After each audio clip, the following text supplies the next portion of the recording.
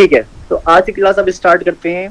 आज की क्लास में पहले थोड़ा सा प्रीवियस क्लास का जरा सा देख लेते हैं कि प्रीवियस क्लास में हमने क्या क्या किया है, फटाफट रिवाइज करके और फिर आगे चलते हैं। ठीक है, तो प्रीवियस क्लास की अगर हम बात करें तो प्रीवियस क्लास में आपने क्या करा था, किसके बारे में पढ़ा था?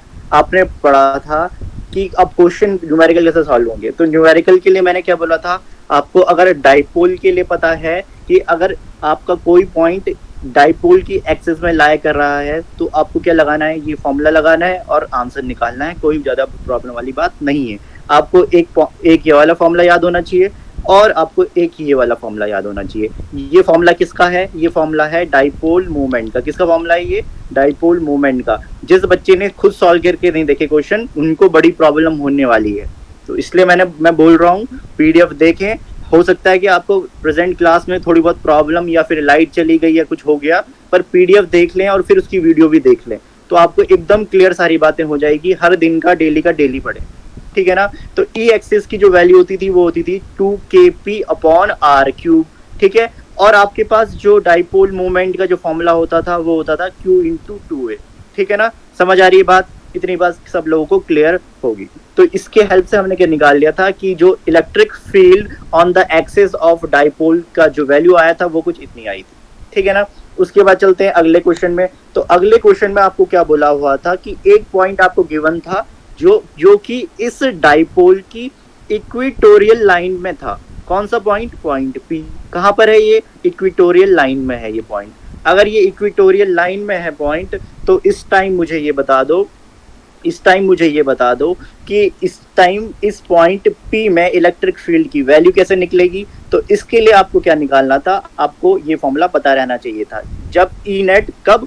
जब आपके पास पॉइंट जो गिवन है वो डाइपोल की इक्वेटोरियल लाइन में एग्जिस्ट कर रहा है, तो उस टाइम जो आपका ई नेट आएगा वो ई नेट आएगा kp/r³। ठीक है, और ये डाइपोल मूवमेंट का फॉर्मूला ये तो याद होना ही चाहिए, जो कितना होता है q/2a। ठीक है ना, और इसकी हेल्प से आप क्या निकाल सकते हैं? ई नेट की वैल्यू। ठीक है ना, तो आपको क्या पता रहना चाहिए कि डाइपोल की एक्सिस में जब पॉइंट लाई करेगा तो उस टाइम पे ई नेट की वैल्यू कितनी आएगी। तो उसको क्या बोलता था मैं? ई एक्सिस बोलता था मैं। ठीक है ना, जब डाइपोल का पॉइंट आपकी इक्वेटोरियल लाइन, डाइपोल की इक्वेटोरियल लाइन में एग्जिस्ट करता था तो उस टाइम ई नेट को मैं क्या बोल रहा हूँ? ई परपेंडिकुलर बोल रहा हूँ। क्या बोल रहा हूँ मैं? E perpendicular. ई परपेंडिकुलर का मतलब ही यही है कि जो पॉइंट है जहां पर हमें इलेक्ट्रिक फील्ड की वैल्यू निकालनी है वो डाइपोल की इक्वेटोरियल लाइन और परपेंडिकुलर बाइसेक्टर में एग्जिस्ट कर रहा है। तो उस टाइम जो नेट इलेक्ट्रिक फील्ड है उसको मैं क्या बोल रहा हूँ? E perpendicular. जिसको नहीं पता ये परपेंडिकुलर का साइन होता है, वैसे पता ही होगा, 12th में हो। ठीक है ना, इसके बाद चलते हैं आगे। ये है आपके पास कि इस वाले क्वेश्चन में आपके पास दिया था कि आपके पास 4 चार्जेस थे, मतलब 4 चार्जेस आपके पास गिवन थे, सबके जिनके मैग्नीट्यूड ये गिवन थे। ठीक है ना, और वो सारे के चार चार्जेस आपके जो स्क्वायर है, स्क्वायर के चारों कॉर्नर्स पे थे। ठीक है, तो उसने ये पूछा था इस क्वेश्चन में कि इसके सेंटर पे इलेक्ट्रिक फील्ड, जो सेंटर O पॉइंट है, यहाँ पर इलेक्ट्रिक फील्ड की वैल्यू कितनी होगी, इसको आप बता दें। तो आपने क्या करा था, इसमें टेस्ट चार्ज बीच में रखा और सबको इंडिविजुअली कैलकुलेट कर लिया कि ए की वजह से कितनी इलेक्ट्रिक फील्ड आएगी, बी की वजह से कितनी इलेक्ट्रिक फील्ड आएगी, सी की वजह से कितनी इलेक्ट्रिक फील्ड आएगी, डी की वजह से कितनी इलेक्ट्रिक फील्ड आएगी। ठीक है ना, इंडिविजुअली आपने कैलकुलेट करा था और ई नेट की वैल्यू आपको मिल गई थी। अब ई नेट आपके 2 आए थे क्योंकि एक लाइन में 2 मिल रहे थे मुझे। कौन सा? ई ए ई सी, और दूसरी लाइन में मुझे क्या मिल रहे थे? E B and E D. इनकी डायरेक्शन अपोजिट थी तो माइनस साइन आया, इनकी डायरेक्शन सेम थी तो कैसा साइन आया? प्लस साइन आया। ठीक है ना, इतनी बात क्लियर हो जानी चाहिए। ठीक है, इसके बाद चलते हैं आगे। अब ई नेट की वैल्यू आपने जब निकाल दी थी, 2 ई नेट की वैल्यू, तो मैंने ये बोला था आपको कि इसका आप क्या कर लें? रिजल्टेंट निकाल दें।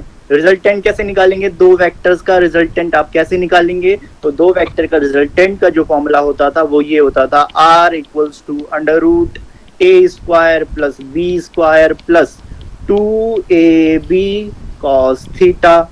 ठीक है, अब थीटा की वैल्यू यहाँ पर 90 डिग्री थी तो आपने 90 रख दिया। ए की जगह यहाँ पर ई नेट 1 है, बी की जगह यहाँ ई नेट 2 है, जो कि आपने यहाँ पर रखा था और फाइनल वैल्यू निकाल दी थी, जो कि आपके पास आई थी E = 1.138 इंटू 10⁻11 न्यूटन पर कूलम।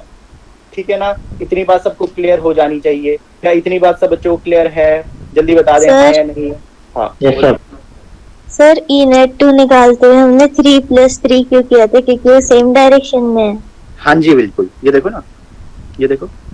पर सर 3 तो वो था ना, चार्ज था, और चार्ज तो स्केलर होता है।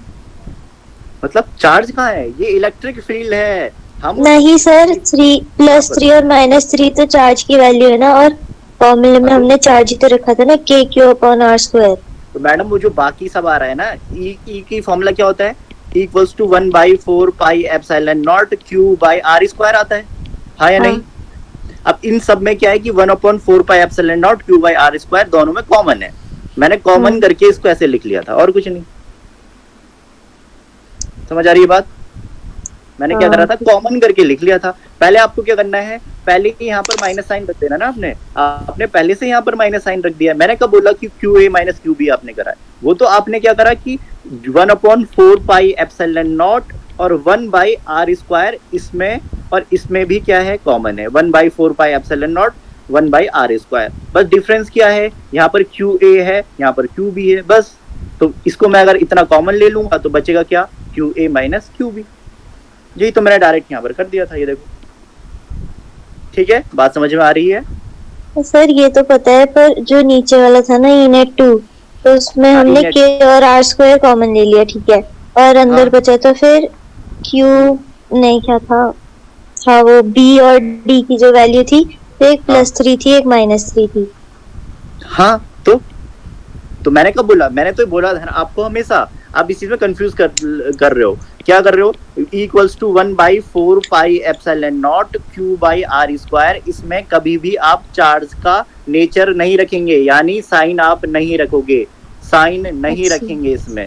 ठीक है, साइन बिल्कुल नहीं रखेंगे। साइन तो मैंने ऊपर भी नहीं लगा रहा। मैंने तो क्या देखा कि EA और EC की जो डायरेक्शन है वो कैसी है, डिफरेंट है, या फिर अपोजिट डायरेक्शन है। अपोजिट डायरेक्शन जब होगा तो बीच में क्या आ जाएगा, माइनस साइन। ठीक है, मैंने कौन सा चार्ज का वो थोड़ी लिया मैंने, नेचर प्लस माइनस, वो तो लूंगा ही नहीं। मैंने पहले ही मना करा है कि कभी भी आप मोमेंट में नहीं रखते। हाँ बिल्कुल। तो यहाँ पर आप चार्ज की वैल्यू, मतलब चार्ज की वैल्यू रखेंगे, सिर्फ मैग्नीट्यूड रखेंगे, साइन नहीं रखेंगे, क्योंकि चार्ज स्केलर क्वांटिटी होती है और वहां पर हमें मतलब नहीं है कि उसका नेचर क्या है। क्लियर बात समझ में आ रही है? ठीक है, ठीक है। फिर आज की बात स्टार्ट करते हैं आज, ठीक है ना। तो आज बात करते हैं ये electric dipole in uniform electric field. Electric dipole in uniform electric field. अब ये क्या कहानी है, इसके बारे में जरा डिस्कस करेंगे कि आपका अब डाइपोल जो है वो कहाँ रखा है, यूनिफॉर्म इलेक्ट्रिक फील्ड में रखा है। पहली बात, मेरी स्टार्टिंग वाली क्लास याद रखना। स्टार्टिंग मतलब लगभग एक हफ्ते पहले क्लास, जहां पर मैंने ये बताया था कि इलेक्ट्रिक फील्ड को शो किससे करते हैं, इलेक्ट्रिक फील्ड लाइन से शो करते हैं, है ना। इलेक्ट्रिक फील्ड लाइन से शो करते हैं। तो जब मैंने इलेक्ट्रिक फील्ड लाइंस के बारे में आपको पढ़ाया था, तो वहां पर मैंने इसकी प्रॉपर्टीज के बारे में भी बताया था। किसके बारे में, प्रॉपर्टीज के बारे में। तो जब मैंने प्रॉपर्टीज लिखा था तो उस टाइम मैंने आपको ये भी दिखाया था कि अगर किसी रीजन में यूनिफॉर्म इलेक्ट्रिक फील्ड है तो इलेक्ट्रिक फील्ड लाइंस कैसे दिखाई जाती है, ये भी आप लोगों को पता था, हाँ या नहीं? जल्दी बता दें। Yes sir. ठीक है। अब अगर ये बताया था तो उसके लिए मैंने क्या बोला था कि अगर किसी रीजन में यूनिफॉर्म इलेक्ट्रिक फील्ड है तो आप इलेक्ट्रिक फील्ड लाइंस कैसे बना देंगे। तो इलेक्ट्रिक फील्ड लाइंस बनाने का तरीका ये देखो, ये देखो, ठीक है। अब ये यूनिफॉर्म है तो यूनिफॉर्म ही बनाना। देखो बराबर कर देता हूँ,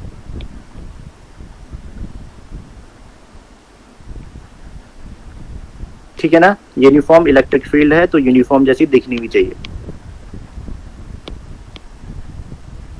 ठीक है। तो ये क्या हो गई, हमारी यूनिफॉर्म इलेक्ट्रिक फील्ड हो गई है। तो और हम किससे दिखा रहे हैं इसको, इलेक्ट्रिक फील्ड लाइन से। तो इलेक्ट्रिक फील्ड लाइन जब ऐसी बनी होगी कहीं पे, तो इसका मतलब है वो कैसी जगह है, वहां पर यूनिफॉर्म इलेक्ट्रिक फील्ड है। मतलब इस रीजन में हम क्या दिखाना चाह रहे हैं कि यूनिफॉर्म इलेक्ट्रिक फील्ड एग्जिस्ट कर रही है, ठीक है। इतनी बात आपको क्लियर है। अब इस वाले टॉपिक में हम क्या पढ़ रहे हैं कि इलेक्ट्रिक जो आपके पास डाइपोल है वो कहाँ रखा गया है, यूनिफॉर्म इलेक्ट्रिक फील्ड में रखा है। कहाँ रखा है जल्दी बताएं, कहाँ रखा है, कहाँ रखा है जल्दी बताएं, यूनिफॉर्म इलेक्ट्रिक फील्ड में रखा है। ठीक है, अब मैं क्या कर रहा हूँ, डाइपोल यहाँ पर बना रहा हूँ, तो डाइपोल देखो बना देता हूँ फटाफट। देखो एक चार्ज आपका यहाँ पर आएगा, एक चार्ज आपका यहाँ पर आएगा, ठीक है, एक चार्ज आपके यहाँ पर आएगा, ठीक है ना, एक चार्ज आपका यहाँ पर आएगा और एक चार्ज आपका मैंने यहाँ पर बना दिया है, ठीक है ना, कोई प्रॉब्लम नहीं होना चाहिए। एक चार्ज यहाँ पर, एक चार्ज यहाँ पर, लगभग सेम उसका बना देता हूँ, ठीक है ना। तो दो चार्जेस आपके पास दिख रहे हैं आपको, ठीक है, इनके बीच में कुछ डिस्टेंस होगी, तो डिस्टेंस में दिखा देता हूँ, इनके बीच की डिस्टेंस यहाँ से यहाँ तक कुछ डिस्टेंस है, ठीक है ना। तो अब आपका डाइपोल बन चुका है और डाइपोल आपका कहाँ पर है, यूनिफॉर्म इलेक्ट्रिक फील्ड में है। कहाँ पर है आपका डाइपोल, यूनिफॉर्म इलेक्ट्रिक फील्ड में आपका डाइपोल एग्जिस्ट कर रहा है, ठीक है। अब इस टाइम पे आपको देखना है कि इस डाइपोल का बिहेवियर कैसा है, मतलब इसमें कुछ फोर्स लग रहा है, तो फोर्स लग रहा है तो क्या इसका शायद एक्सेलरेशन हो रहा है या कुछ और हो रहा है, या इसका शेप चेंज हो रहा है, या कुछ साइज में कुछ चक्कर चल रहा है। तो यहाँ पर जब मैंने इस डाइपोल को जैसे ही मैंने यूनिफॉर्म इलेक्ट्रिक फील्ड में रख दिया है, तो अब इस डाइपोल में क्या चेंजेस आ रहे हैं वो मुझे देखना है इस वाले टॉपिक। यही बात इसने बोल ली है कि आपने डाइपोल को उठा के कहाँ रख दिया है, यूनिफॉर्म इलेक्ट्रिक फील्ड में, तो अब इसका बिहेवियर हमें समझाए, ठीक है ना। इतनी बात समझ में आ रही है सब बच्चों को, जल्दी बताएं हाँ या नहीं। अब डाइपोल की खासियत क्या थी, डाइपोल की खासियत ये थी कि डाइपोल में दो सेम मैग्नीट्यूड के चार्ज, यानी एक चार्ज Q यहाँ पर भी होगा, एक चार्ज Q यहाँ पर भी होगा, बस डिफरेंस ये -Q होगा और ये क्या होगा, +Q। कैसा बच्चों को सही लग रहा है ये, कोई दिक्कत किसी बच्चे को, दोबारा बना देता हूँ, ये है +Q और ये है आपका -Q। कोई दिक्कत किसी बच्चे को, कोई दिक्कत किसी बच्चे को नहीं होनी चाहिए, ठीक है। अब दिक्कत नहीं है तो अब मुझे ये बता दो, अगर आपके इस रीजन में इलेक्ट्रिक फील्ड लाइंस है, अगर आपके इस रीजन में इलेक्ट्रिक फील्ड लाइंस है, इसका मतलब वहां पर इलेक्ट्रिक फील्ड एग्जिस्ट करेगा, और मुझे ये भी दिख रहा है कि ये इलेक्ट्रिक फील्ड कैसा है, यूनिफॉर्म है, ठीक है। अब मैं आपसे ये पूछता हूँ कि किसी ऐसे रीजन में जहां पर इलेक्ट्रिक फील्ड लाइंस है, यानी यहाँ पर क्या है, इलेक्ट्रिक फील्ड है, उस वहां पर अगर मैं किसी चार्ज पार्टिकल को रख दूं जिसमें कि Q चार्ज है, तो मुझे बता दो क्या उसमें कुछ चेंजेस होंगे, हाँ या नहीं। पढ़ाया था मैंने एक टॉपिक, यस सर। क्या होगा जब एक चार्ज पार्टिकल को मैं इलेक्ट्रिक फील्ड में रख दूंगा तो क्या हो जाएगा, उस पे फोर्स एक्ट करेगा, उसमें एक फोर्स एक्ट करेगा, बात समझ में आ रही है, उसमें क्या करेगा, एक फोर्स एक्ट करेगा। अगर वो प्लस चार्ज है ये वाला, तो फोर्स कैसा लगेगा, इसको बाहर की तरफ ऐसा लगेगा। अगर ये नेगेटिव चार्ज है यहाँ पर, अगर यहाँ पर -Q चार्ज है, तो कैसा लगेगा, इस डायरेक्शन में लगेगा, ठीक है ना। क्लियर बात समझ में आ रही है। जिस बच्चे को जरा से भी प्रॉब्लम है तो दोबारा बता देना। अब देख लो, मैं जब आपको दिखा रहा हूँ यहाँ पर क्या दिखा रहा हूँ कि मैंने इलेक्ट्रिक फील्ड लाइन जब बनाई तो मैंने सोर्स चार्ज को नहीं दिखाया। किसको नहीं दिखाया, मैंने सोर्स चार्ज को नहीं दिखाया। क्या कोई बच्चा मुझे बता सकता है कि सोर्स चार्ज कहाँ पर होगा, इधर होगा सोर्स चार्ज या इधर होगा सोर्स चार्ज, ये बताओ। सोर्स चार्ज इधर होगा कि इधर होगा, ये बताओ। सोर्स चार्ज इधर होगा कि इधर होगा, लेफ्ट सर, लेफ्ट में। किधर होगा, लेफ्ट वाली साइड में होगा। सब बच्चों को क्लियर बात समझ में आ रही है। मतलब यहाँ पर चार्ज होगा कौन सा, सोर्स चार्ज। अब वो काफी दूर है सोर्स चार्ज, तो हम उसको दिखा नहीं रहे हैं, हमारी स्टडी में उसका कोई मतलब नहीं है। पर उसकी वजह से जो ये लाइंस बन रही हैं ये हमारे लिए इम्पोर्टेंट है, क्योंकि यही हमें क्या दिखा रही हैं कि उस दूर बैठे सोर्स चार्ज की वजह से इस वाले रीजन में क्या बन रही है, इलेक्ट्रिक फील्ड बन रही है। हाँ बोलो सर, राइट में ही हो सकता है सोर्स चार्ज? नहीं, देखो अगर प्लस चार्ज है ना, हम क्या बोलते हैं, सोर्स चार्ज का मतलब जहां से कुछ चीज निकल रही है। जैसे कि सूरज हमारा क्या सोर्स है ना, सूरज हमारा क्या है, सोर्स है। अब सोर्स है मतलब उससे क्या निकल रही है, लाइट रेज निकल रही है, तभी तो आप सोर्स बोल रहे हो उसको, हाँ या नहीं, हाँ या नहीं। तो अब यहाँ से, तो अब तुम्हें पता है कि इलेक्ट्रिक फील्ड लाइंस निकलती कहाँ से है, हमेशा किससे निकलती है, पॉजिटिव चार्ज से निकलती है। तो इस केस में सिर्फ आप पॉजिटिव चार्ज को क्या बोलोगे, सोर्स बोलोगे, ठीक है ना। वैसे मैंने जब स्टार्टिंग में आया था, राइट पे होता तो नेगेटिव होता ना। क्या चीज राइट पे होता तो नेगेटिव, मतलब समझा नहीं मैं। सर अगर मतलब हम राइट की तरफ बोलते कि है चार्ज तो वो नेगेटिव चार्ज होता ना। अगर ऐसी होती इलेक्ट्रिक फील्ड लाइंस, अगर ऐसी होती, ये लो, अगर ऐसी होती तो तब यहाँ पर होता पॉजिटिव चार्ज बस। अरे नेगेटिव सर मैं कह रहा हूँ अगर नेगेटिव चार्ज होता तो नहीं नहीं, नेगेटिव चार्ज में तो वो मैंने तो आपको कंसीडर बताया नहीं करना ना इसमें। नेगेटिव चार्ज में इलेक्ट्रिक फील्ड लाइंस टर्मिनेट होती है, यानी खत्म होती हैं, शुरुआत थोड़ी होती है उनकी, वो तो खत्म होती है। तो सर यानी राइट साइड पे तो खत्म ही हो रही है ना। राइट साइड में खत्म हो रही है तो हम यहाँ पर ये बोल सकते हैं कि यहाँ पर आपका नेगेटिव चार्ज हो जाएगा, कोई प्रॉब्लम वाली बात नहीं है, पर उससे हमें कुछ लेना देना नहीं है। वैसे तो मुझे पॉजिटिव चार्ज सर वही कह रहा था, पर मैं आपको बता रहा हूँ। हाँ ठीक है, कोई प्रॉब्लम नहीं है उसमें, ठीक है ना, इतनी बात समझ में आ रही है, सब बच्चों को इतनी बात क्लियर है।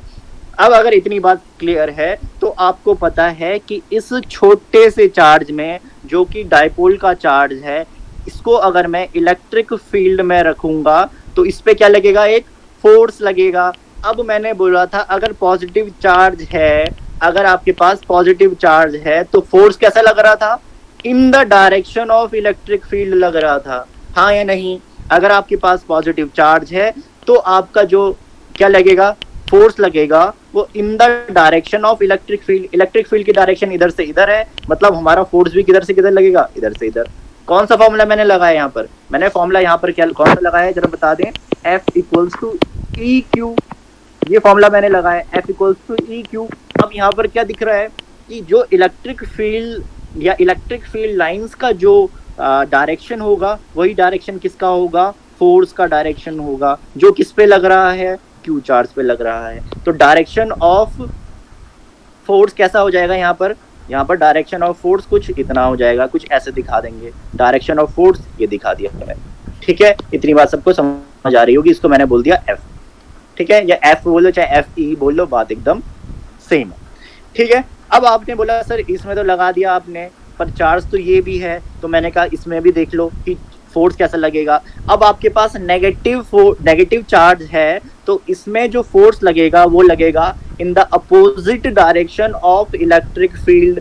अब इलेक्ट्रिक फील्ड की डायरेक्शन यहाँ से यहाँ, तो इस वाले चार्ज पार्टिकल में फोर्स कैसे लगेगा, इधर से इधर। मैंने क्या बोला, F equals to E Q, है ना। अब इस Q की जगह आप क्या रखो, पॉजिटिव रख रहे हो कि नेगेटिव रख रहे हो। अगर आपका चार्ज नेगेटिव है तो इस फॉर्मूले में आपने अगर नेगेटिव रखा तो कितना आ जाएगा, F इक्वल्स टू माइनस ई, ठीक है। मतलब जो डायरेक्शन आपकी इलेक्ट्रिक फील्ड की है उसकी माइनस डायरेक्शन, मतलब अपोजिट डायरेक्शन किसकी होगी, फोर्स की होगी। यानी ये डायरेक्शन अगर आपकी इलेक्ट्रिक फील्ड लाइंस की है तो इसकी अपोजिट डायरेक्शन यानी ये किसकी होगी, जो कि फोर्स लग रहा है इस छोटे से चार्ज में, मतलब डायरेक्शन कैसी होगी, ऐसी होगी, ठीक है। समझ आ रही है बात, हाँ या नहीं, हाँ या नहीं, जल्दी बता दें। Yes sir. ठीक है, तो मैंने इसको बोल दिया F1, इसको बोल दिया मैंने F2 बोल दिया है। अब यहाँ पर थोड़ा बहुत लिखा पढ़ी कर लेते हैं सर, एक सेकेंड। हाँ जी बिल्कुल, देखो सर वो हम 2-3 दिन से जो कर रहे थे, तो हम इलेक्ट्रिक डायपोल की वजह से एक पॉइंट पे क्या हो रहा था वो कर रहे थे, और अभी हम इलेक्ट्रिक डायपोल पे क्या हो रहा है इलेक्ट्रिक फील्ड की वजह से ये कर रहे हैं। बिल्कुल बिल्कुल यही कर रहा है, मतलब अब हमने डाइपोल को उठा के कहीं पे रख दिया है। पहले हम डाइपोल को छेड़ नहीं रहे थे, हम कोई पॉइंट ले रहे थे कि डाइपोल की वजह से उस पॉइंट में क्या इफेक्ट आ रहा है या इलेक्ट्रिक फील्ड कितनी बन रही है। और अब हम क्या कर रहे हैं कि किसी चार्ज की वजह से किसी रीजन में इलेक्ट्रिक फील्ड बनी होगी, अपना हम डाइपोल उठा रहे हैं और उस वाले रीजन में रख रहे हैं, ठीक है ना। बात एकदम क्लियर हो जानी चाहिए। अब मैं आपको ये एक चीज बता रहा हूँ कि थोड़ा बहुत लिख लेते हैं, इसमें क्या लिखते हैं, consider an electric dipole of charges minus q and plus q having a distance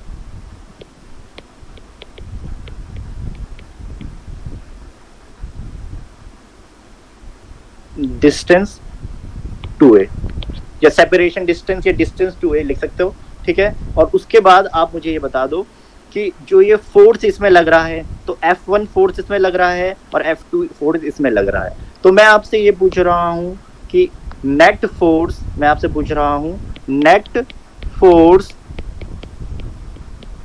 on dipole, तो आप मुझे बता दें नेट फोर्स या एफ नेट की वैल्यू डाइपोल पे कितनी होगी, जरा मुझे चेक करके यहाँ से बता दें कितनी होगी, जल्दी बता दें चेक करके।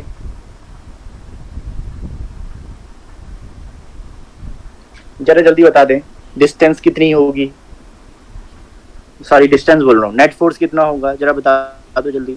सर F1 माइनस F2 होगा। तो F1 देखो इसकी डायरेक्शन ये वाली है, इसकी डायरेक्शन ये वाली है, यानी हम क्या करेंगे, नेट इलेक्ट्रिक फील्ड निकालना है तो आप क्या कर लें, F1 माइनस F2 डायरेक्ट कर लें या फिर ऐसे लिख दो F1 प्लस F2, कोई दिक्कत नहीं है, ठीक है।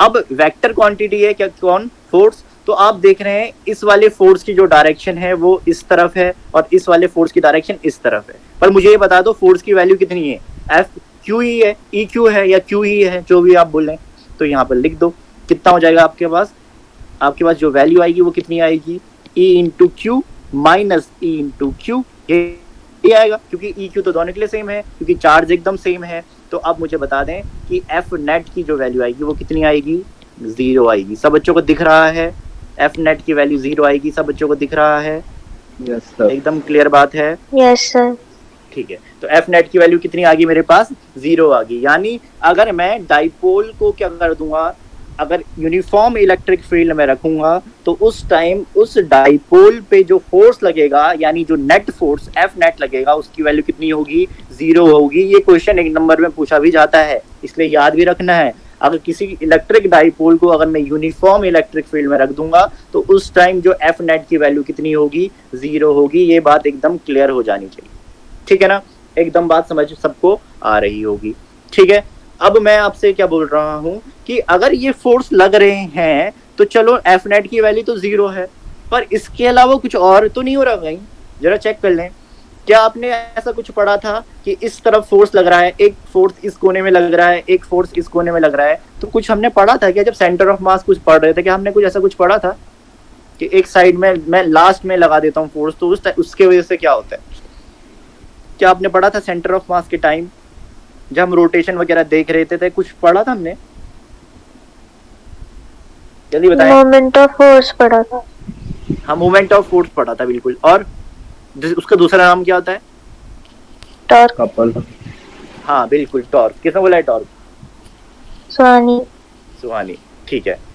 तो टॉर्क की बात अब होगी, यानी कि अगर मैं ये जो फोर्स मैं लगा रहा हूँ तो चलो एफ नेट की वैल्यू तो 0 है, पर शायद इसमें टॉर्क आ सकता है। अब टॉर्क की कंडीशन क्या होती, तो जरा चेक कर लेते हैं।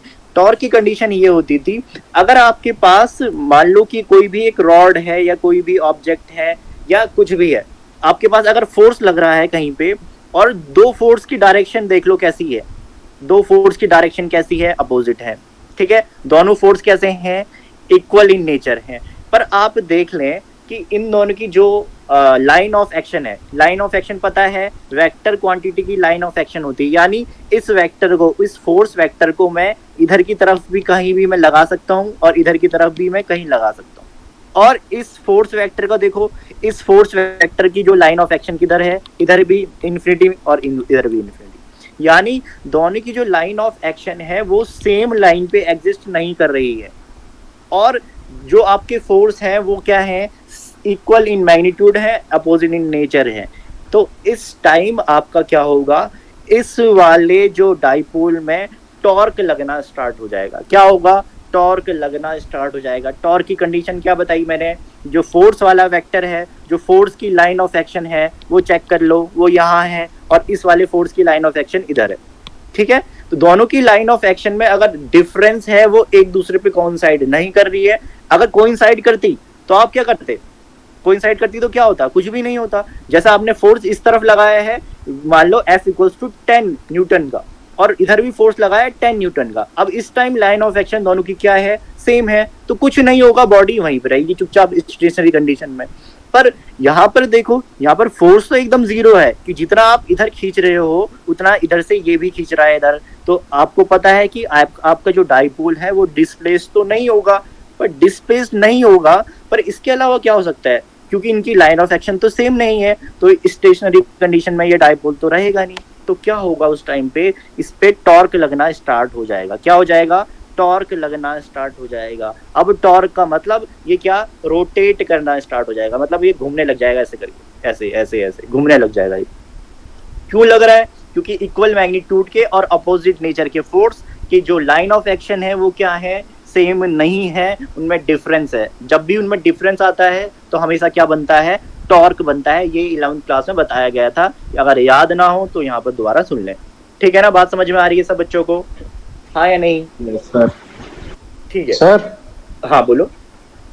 ऐसा हो सकता है कि एक बार रोटेट करें फिर जब भी स्ट्रेट लाइन में आ जाए तो रुक जाए? क्या समझा नहीं मैं? हाँ रोटेट करें, ये रोटेट करें, फिर रोटेट करने के बाद जब ये स्ट्रेट लाइन में आ जाएंगे हॉरिजॉन्टल में, हाँ तो कर सकते हो ना। उसके बाद साइन थीटा होगा तो साइन जीरो की वैल्यू जीरो हो जाएगी। ठीक है, कोई दिक्कत नहीं है, रुक सकता है, कोई प्रॉब्लम वाली बात नहीं है। ठीक है ना, पर वो डिफरेंट नेचर पे डिपेंड करता है ना, कि अभी तो मैंने तब केस एक तरीके से ये ले सकते हो आपकी, यहाँ पर आपके मैग्नीट्यूड सेम है, अगर मैग्नीट्यूड डिफरेंट होगा फिर अलग हो जाएगा। ठीक है ना, पर ये मैं डाइपोल की बात करूँ, पर डाइपोल में मैग्नीट्यूड सेम रहता है तो कोई प्रॉब्लम वाली बात नहीं है, बोल सकते हो कि रुक जाएगा। ठीक है ना, अब सुन लो इधर, सुन लो इधर, अब मैं क्या बोल रहा हूँ। अब आपके जो डाइपोल की जो लेंथ है, इस डाइपोल की लेंथ आप कितनी मानते थे जरा बता दो, जो अभी तक मान के चल रहे हो? 2a मानते हो, कोई दिक्कत वाली बात नहीं। अब मैं आपसे ये बोल रहा हूँ, जो ये लेंथ ऑफ डाइपोल है, यानी जो चार्ज का सेपरेशन है, सेपरेशन कितना है 2a, तो ये 2a वाली जो लाइन है, जो 2a वाली लाइन है, वो इलेक्ट्रिक फील्ड के किसी लाइन के साथ कुछ एंगल बना रही है। मान लो इसके साथ ये, मान लो कि यहाँ से यहाँ तक ये, मान लो कि थीटा एंगल बना रही है। कितना बना रही है? थीटा एंगल बना रही है। कोई प्रॉब्लम वाली बात नहीं है, क्योंकि मैंने ऐसे नहीं कि डायरेक्ट वर्टिकल रख दिया, डायरेक्ट हॉरिजॉन्टल रख दिया, ऐसा केस नहीं करा है मैंने। ले सकते हैं वो केस, तो उस केस में क्या, कहीं पे टॉर्क की वैल्यू मैक्सिमम आ जाएगी, कहीं पे टॉर्क की वैल्यू मिनिमम आ जाएगी, तो कोई प्रॉब्लम वाली बात नहीं है। पर मैंने कहीं पे मिडिल पे रख दिया, जहां पर पे आपका क्या है, एंगल थीटा है। ठीक है ना, इतनी बात सबको क्लियर हो जानी चाहिए। क्या इतनी बात क्लियर है सब बच्चों को, हाँ या नहीं? हाँ या नहीं? अब मुझे ये बता दो, जो टॉर्क के जो फॉर्मूला होता है, टॉर्क का फॉर्मूला कोई मेरे को बता दो।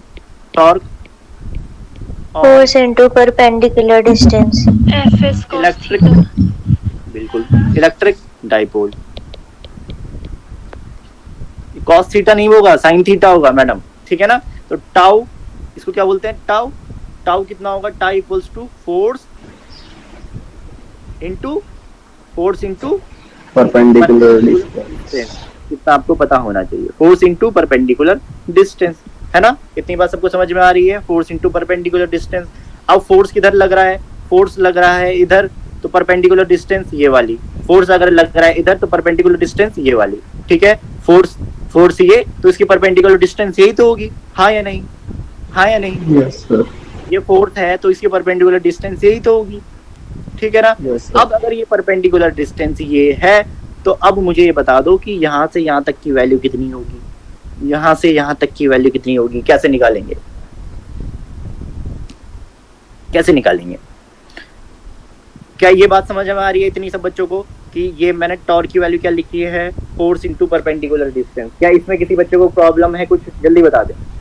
क्या इसमें किसी बच्चे को प्रॉब्लम नहीं है ना? ठीक है, नहीं है प्रॉब्लम, कोई दिक्कत नहीं है। अब मुझे बता दो कि यहाँ से यहाँ जो परपेंडिकुलर डिस्टेंस है, क्योंकि आपको क्या लेना है, टॉर्क, तो torque equals to force into perpendicular distance, distance perpendicular, यही तो होती है। तो परपेंडिकुलर फोर्स अगर ये है आपका, तो परपेंडिकुलर डिस्टेंस ये वाली होगी। अब ये डिस्टेंस कैसे निकालेंगे, ये बताओ कैसे निकालेंगे आप? क्योंकि मुझे पता है अगर मैंने इसकी डिस्टेंस निकाल दी तो सेम इसके लिए भी वही होगी, सेम, क्योंकि एकदम सेम है। ठीक है, यूनिफॉर्म इलेक्ट्रिक फील्ड है, चार्ज की वैल्यू सेम है, तो कोई डिफरेंस तो आएगा नहीं। ठीक है, तो मुझे ये बता दो कि फोर्स इनटू परपेंडिकुलर डिस्टेंस ये वाली कैसे निकालेंगे। तो अब मैं क्या कर रहा हूँ, यहाँ पर देखते रहना एकदम ध्यान से। मैं क्या कर रहा हूँ, ये आपका फोर्स है, इसकी परपेंडिकुलर डिस्टेंस कौन सी होगी, ये वाली। तो अब मुझे क्या दिख रहा है कि मेरा एक ट्रायंगल बन रहा है, हाँ या नहीं? ट्रायंगल बन रहा है, जो कैसा ट्रायंगल है, जो कैसा ट्रायंगल है, राइट एंगल ट्रायंगल, हाँ या नहीं? राइट एंगल ट्रायंगल आपका बन रहा है, कोई दिक्कत वाली बात नहीं है। अगर राइट एंगल ट्रायंगल आपका बन रहा है तो इसको मैं नीचे ड्रॉ कर देता हूँ, राइट एंगल ट्रायंगल को, ये देखो मैं इसको नीचे ड्रॉ कर देता हूँ। ठीक है, राइट एंगल ट्रायंगल ये आपका बना देते हैं, ये कुछ आपका राइट एंगल ट्रायंगल था। ठीक है, ये आपका राइट एंगल ट्रायंगल था। एक बार ढंग से, ये था आपका राइट एंगल ट्रायंगल। इस राइट एंगल ट्रायंगल में आपका जो ये एंगल था वो कितना था, थीटा। ठीक है, ये डिस्टेंस आपकी कितनी थी, 2a। ठीक है, ये डिस्टेंस आपकी कितनी थी, 2a थी। और मुझे ये बता दो कि ये परपेंडिकुलर कैसे निकालेंगे हम। तो इस परपेंडिकुलर को जो निकालने का तरीका होगा, जरा सुन लेना सब बच्चे, इस परपेंडिकुलर को निकालने का तरीका क्या होगा, सुन लेना। तो इस परपेंडिकुलर को निकालने का तरीका जरा सुन लेना, कैसे निकालेंगे। हम लगा देंगे साइन थीटा। साइन थीटा कितना होता है, परपेंडिकुलर अपॉन हाइपोटेन्यूज, यानी p अपॉन 2a। तो यहाँ से मुझे बता दो कि परपेंडिकुलर कितना आ जाएगा मेरा, perpendicular 2a sin theta. 2a sin theta. क्या सब बच्चों को क्लियर है ये, क्या सब बच्चों को क्लियर है ये? यस हाँ, सर। ठीक है। तो अब इतनी वैल्यू आ गई है, यानी परपेंडिकुलर डिस्टेंस मेरे पास कितनी आ गई है, 2a sin थीटा। तो अब मैं फोर्स की वैल्यू मैं जानता हूँ। फोर्स की वैल्यू कितनी बढ़ाई थी मैंने अभी, फोर्स की वैल्यू कितनी बताई थी मैंने, QE बोली थी, 0। QE बोली थी। अरे 0 नहीं, फोर्स की वैल्यू, एक फोर्स की बात करता हूँ। टॉर्क क्या होता है, टॉर्क में दोनों फोर्स थोड़ी लेते हो आप, नेट फोर्स थोड़ी लेते हो टॉर्क में। टॉर्क में आप क्या लेते हो, एक फोर्स लेते हो एक साइड का और परपेंडिकुलर डिस्टेंस लेते हो। ठीक है, नेट फोर्स नहीं लेंगे यहाँ पर। नेट फोर्स लोगे तो नेट फोर्स 0 होता है, नेट फोर्स 0 होगा तो टॉर्क भी 0 हो जाएगा। तो हम निकाल क्या रहे फिर। ठीक है, बात समझ में आ रही है। तो 11th पे हमने शायद नहीं पढ़ा है, तो यहाँ पर देख लें, टॉर्क का मतलब एक फोर्स ले लें और इसकी परपेंडिकुलर डिस्टेंस ले लें, और क्या। समझ आ रही है बात। सर ये परपेंडिकुलर डिस्टेंस लेनी कहाँ तक है, क्या चीज, ये डिस्टेंस कहाँ तक लेंगे। इस फोर्स की जो परपेंडिकुलर डिस्टेंस होगी वो ये वाली होगी ना, ये वाली। ये बड़ा वाला ट्रायंगल एज्यूम कर लो, ये वाला ट्रायंगल एज्यूम कर लो, कोई दिक्कत नहीं है। ये वाला ट्रायंगल एज्यूम कर लो, कोई दिक्कत नहीं है। ये पोजीशन मैंने थोड़ा अजीब सी बनाई है इसमें। अगर मान लो मैंने इसको हल्का सा नीचे खिसका दूं और ट्रायंगल में पूरा यहाँ से यहाँ तक ले लूं, तो ये क्या हो जाएगा, 2a डिस्टेंस हो जाएगी। यहाँ से यहाँ तक ले लो ना, ये लो, ये ले लिया मैंने, बस। तो ये 2a डिस्टेंस हमें एज्यूम करनी है, वरना हमने अगर छोटा या बड़ा कर दिया तो हमें पता ही नहीं लगेगा ना फिर कि ये मतलब जो डाइपोल का जो सेकंड चार्ज है वहां तक लेना है। हाँ, लेंथ पूरी उतनी लेनी है, जितनी लेंथ ऑफ डाइपोल है वो पूरी लेनी पड़ेगी। समझ आ रही है बात। Yes sir. ठीक है, तो अब मुझे ये बता दो कि इस टाइम अगर मेरे को फोर्स भी पता है तो मैं टॉर्क भी निकाल सकता हूँ कि परपेंडिकुलर डिस्टेंस में निकाल चुका हूँ। तो यानी जो टाउ की वैल्यू होगी, कितनी होगी टाउ की वैल्यू जरा बता दे। फोर्स कितना होगा, QE, सब जानते हैं फोर्स QE होगा। और परपेंडिकुलर डिस्टेंस कितनी होगी मेरी, 2a sin थीटा। हाँ या नहीं, 2a sin थीटा होगी नहीं। समझ आ रही है बात इतनी सब बच्चों को। ये देखो मैंने क्या करा, फोर्स की जगह रखा QE और परपेंडिकुलर डिस्टेंस की जगह रखा है ये 2a sin थीटा। तो अब मुझे ये बता दो यहाँ पर कि जो आपका, थोड़ा मैं अच्छे तरीके से लिखना चाहता हूँ, तो आपको यहाँ पर कुछ चीज नजर आ रही है क्या कि Q और 2a, या अगर मैं इसको देख लूं तो ये क्या बन जाएगा मेरा, क्या बन जाएगा मेरा, डाइपोल मोमेंट। डाइपोल मोमेंट, यानी स्मॉल p बन जाएगा। तो टाउ इक्वल्स टू कितना आ जाएगा, small p E sin theta. ठीक है, ये कैसे लिख दिया, मैं साइड में भी लिख देता हूँ कि Q small p equals to होता है Q into 2a। Q into 2a होता है, तो मैंने Q इंटू 2a को क्या लिख दिया मैंने, स्मॉल p, जो आपको यहाँ पर दिख रहा है। ठीक है, अब आपको पता है कि जो p कैसी क्वांटिटी है, जरा बता दो। p कैसी क्वांटिटी है, जरा बता दो। Vector quantity. E कैसी क्वांटिटी, जरा बता दो। वेक्टर। अब दो वेक्टर क्वांटिटी क्या हो रही है, मल्टीप्लाई हो रही है और उनके साथ साइन थीटा आ रहा है। ये कौन सी कंडीशन होती थी जब दो वेक्टर मल्टीप्लाई और उनके साथ साइन थीटा आता था, ये कौन सी कंडीशन थी, क्या करते थे हम वेक्टर के साथ, कोई बता सकता है मुझे, कब आता था ऐसा, ऐसा कब आता था। तो आपको जान के खुशी होगी कि अगर आपके पास दो वेक्टर आपके पास गिवन है, बना देता हूँ, ये देखो, ये दो वेक्टर मैंने बनाए यहाँ पर। ठीक है, एक वेक्टर को मैंने बोल दिया ए वेक्टर, एक को मैंने बोल दिया बी वेक्टर, इनके बीच का एंगल थीटा। अगर मैं दो वेक्टर का क्रॉस प्रोडक्ट कर रहा हूँ, यानी ए क्रॉस बी में कर रहा हूँ, तो तभी हमारी वैल्यू क्या आती थी, ए बी साइन थीटा। यहाँ पर जो आपका ए एंड बी है वो क्या है, वेक्टर क्वांटिटी है। तो सेम मैंने यहाँ पर बोला पीई कैसी आपकी वेक्टर क्वांटिटी है। तो देख लो अब, क्या ए क्रॉस बी को अगर मैं ए बी साइन थीटा लिख रहा हूँ, तो क्या मैं ए बी साइन थीटा को ए क्रॉस बी लिख सकता हूँ, हाँ या नहीं, हाँ या नहीं। Yes sir. तो अब मैंने वैसे क्या बोल दिया कि इस पी साइन थीटा को मैं क्या लिख सकता हूँ, पी क्रॉस ई लिख सकता हूँ। क्या लिख सकता हूँ, tau equals to P cross E. बस आप क्या कर दें, वेक्टर साइन जरूर यूज कर लें, ठीक है ना। तो ये क्या आ गई मेरी वैल्यू, किसकी वैल्यू आ गई है जरा बता दो जरा, ये आ गई टॉर्क की वैल्यू। तो जब आपका इलेक्ट्रिक डाइपोल किसी यूनिफॉर्म इलेक्ट्रिक फील्ड में रखा होगा तो उस टाइम जो नेट इलेक्ट्रिक फील्ड की, जो नेट फोर्स की वैल्यू होगी वो तो होगी आपकी 0, और जो आपका टॉर्क आएगा टाउ वो कितना आएगा, पी क्रॉस ई आएगा आपका। कितना आएगा, पी क्रॉस ई। क्या ये बात सबको समझ में आ रही है? Yes sir. ठीक है, तो अब यहाँ पर लिख लेते हैं, क्या लिखते हैं जरा देख लो, नोट पॉइंट करके नोट पॉइंट लिख देते हैं फटाफट यहाँ पर।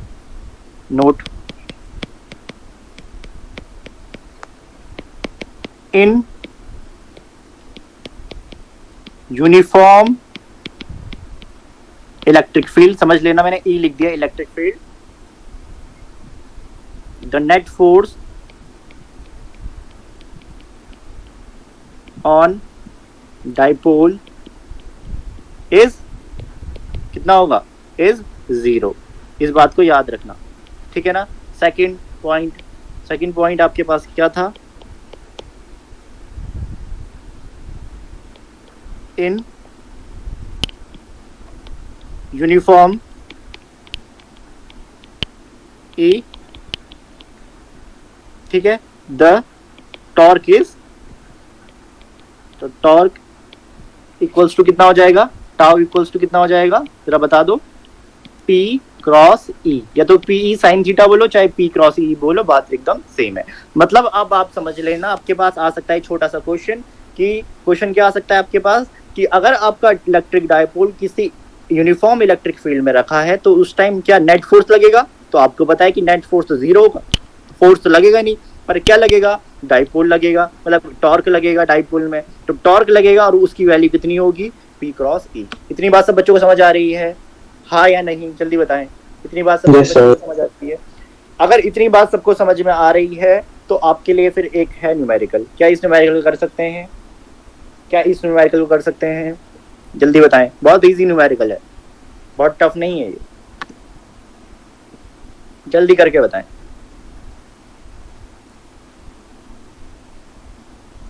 शाबाश, शांत पड़े हैं, क्या समझ आ रहा है कि नहीं आ रहा है, जरा बता दें। Yes sir, P sine theta है। महिमा जी, हाँ जी बिल्कुल, आराम से करके बता दो, आंसर बता दो। महिमा जी समझ आ रहा है आपको, हाँ या नहीं? Yes sir. ठीक है, आप रेगुलर नहीं हो, क्या बात? देखो रेगुलर नहीं हो तो वीडियो जरूर देख लेना, ठीक है, वरना कभी कोई दिक्कत भी हो सकती है, ठीक है। Okay sir. तो ऐप पे वीडियोस पड़ी हुई हैं, देख लेना प्रीवियस क्लास की।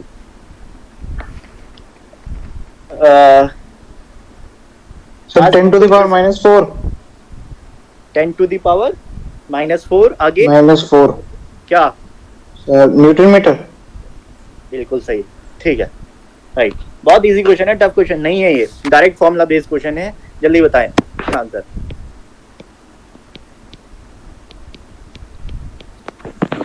जल्दी बताएं इसका आंसर।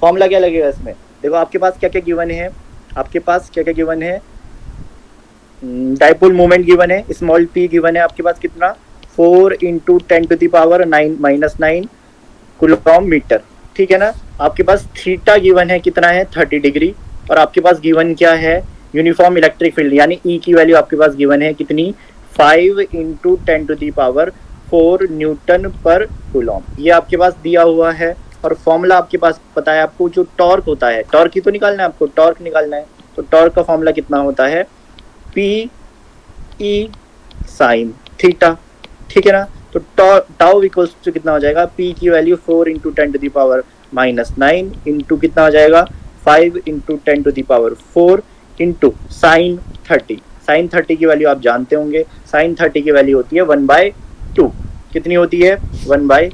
तो टाउ की वैल्यू कितनी आ जाएगी, इसको कैलकुलेट करना और डायरेक्ट आंसर मुझे बताना, ठीक है ना, जितना भी तुम्हारा आया है। साइन 30 की वैल्यू 1/2, तो टाउ की जो डायरेक्ट वैल्यू है मैं लिख रहा हूँ यहाँ पर, कितनी आ जाएगी जरा बता दें।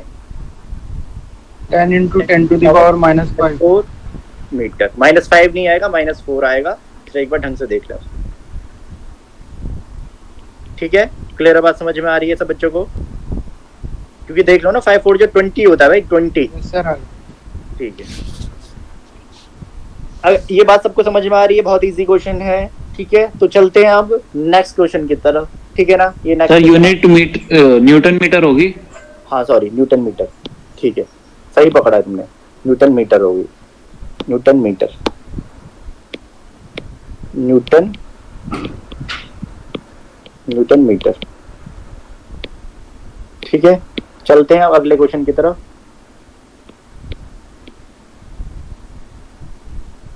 ठीक है, ये है आपका अगला क्वेश्चन। इस क्वेश्चन को करने की ट्राई करें फटाफट।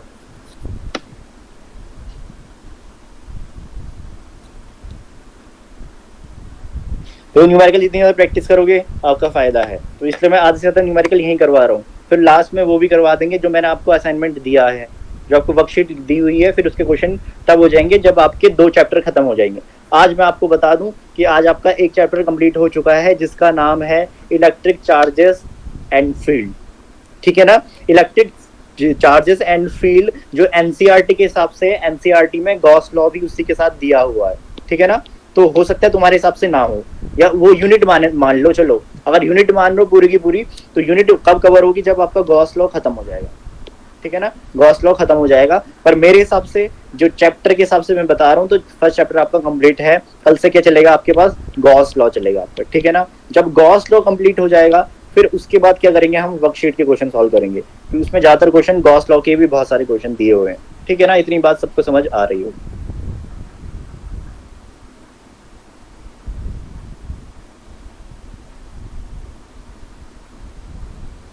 आज कौन गायब है यहाँ पर?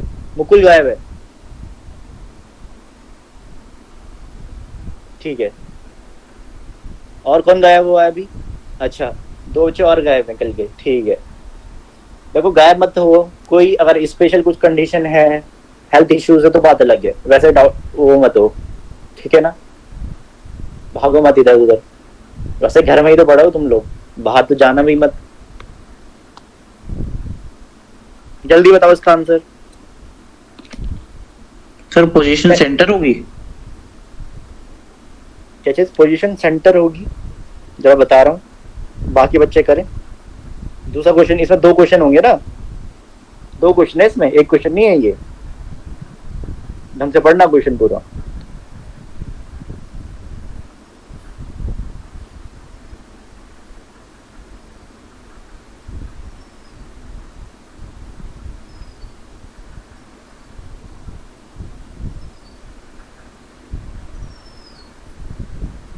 पोजीशन क्या होगी? पोजीशन क्या होगी इसकी? सेंटर पे होगी। सही बात है। तो आपकी जो वैल्यू आई है 2 क्यों आएगी? कितनी आएगी? 2 गलत है। हाँ गलत है। तो सेंटर पे पोजीशन होगी, वो बात बिल्कुल सही है। तो डिस्टेंस कितनी आ जाएगी आपकी, जरा बता दें। डिस्टेंस कितनी निकाली आपने? विशेष डिस्टेंस कितनी आई आपकी? क्या आपको पता लगा? सर मैंने तो ऐसे ही पढ़ के बोला था, क्योंकि 2 पॉजिटिव चार्ज है तो सेंटर में आएगा नेगेटिव चार्ज। तो वो तो बढ़िया बात है, पर कैलकुलेट करके बताओ ना, थोड़ा ढंग से करो। आना भी तो चाहिए, एग्जाम में तो लिखना पड़ेगा। ऐसे थोड़ी बोलोगे डायरेक्ट आ गया।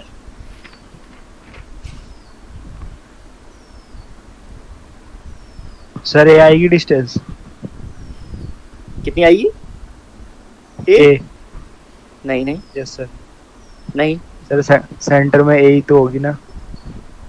मतलब सेंटर में ए होगी? किसने बोला सेंटर में होगी? तुम ढंग से पढ़ रहे हो?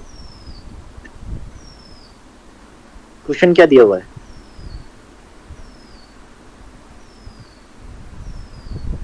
कहा मैंने बोला है कि ए है सेंटर में?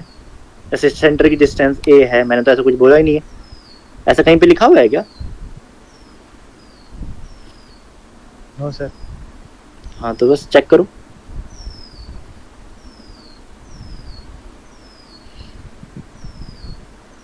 नहीं कर पाएंगे, कराओ। चलो करते हैं, मैं करवाता हूँ। देख लो आपके पास क्या दिया है, 2 चार्ज आपके पास गिवन है। ठीक है ना, बना देता हूँ चार्जेस।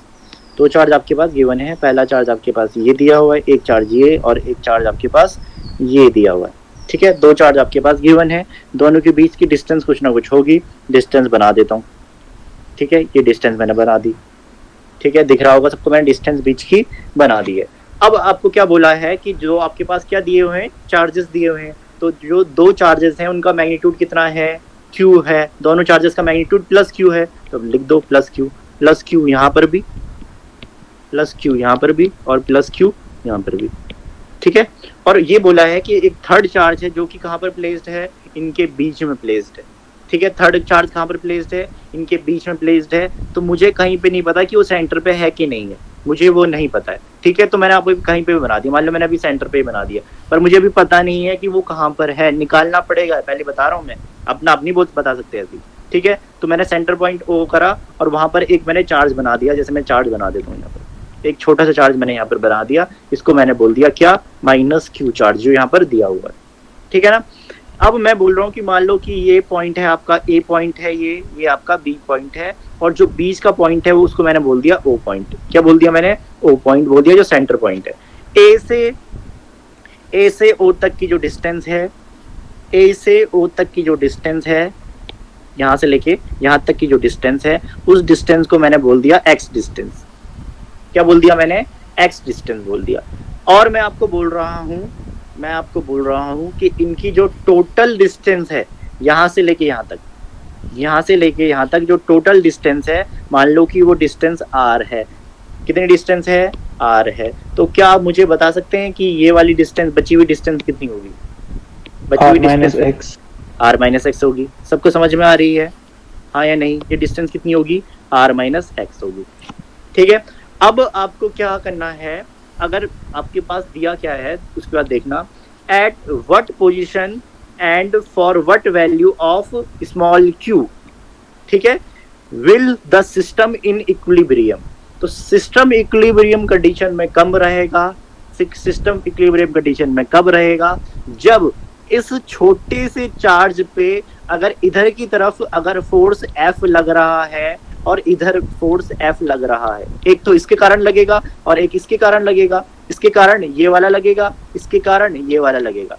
अगर इन दोनों फोर्सेस की वैल्यू अगर एकदम सेम रहेगी तो अपोजिट इन नेचर होंगे, यानी जो आपके पास नेट फोर्स की वैल्यू क्या आएगी, 0 आएगी। तो इस कंडीशन में आपका जो सिस्टम होगा वो क्या होगा, इक्विलिब्रियम में होगा। इक्विलिब्रियम का मतलब कि आप एकदम से जो स्मॉल छोटा सा क्यू चार्ज है वो एक जगह पे स्टेशनरी कंडीशन में रुका हुआ होगा, उसी को क्या बोलूंगा मैं, सिस्टम बी इन इक्विलिब्रियम, की सिस्टम आपका किसमें है, इक्विलिब्रियम कंडीशन में है। तो यहां से मैं बता सकता हूं कि इस चार्ज के वजह से इस छोटे से क्यू चार्ज में जो फोर्स लगेगा उसकी वैल्यू अगर इस चार्ज के कारण इस छोटे से चार्ज पे जो फोर्स लगेगा उसके बराबर अगर वैल्यू हो जाएगी तो आप मुझे बता सकते हैं आराम से कि उस टाइम आपका क्या हो जाएगा, सिस्टम इक्विलिब्रियम कंडीशन में आ जाएगा। यानी कि जो आपकी F1 की वैल्यू है, अगर आपकी F1 की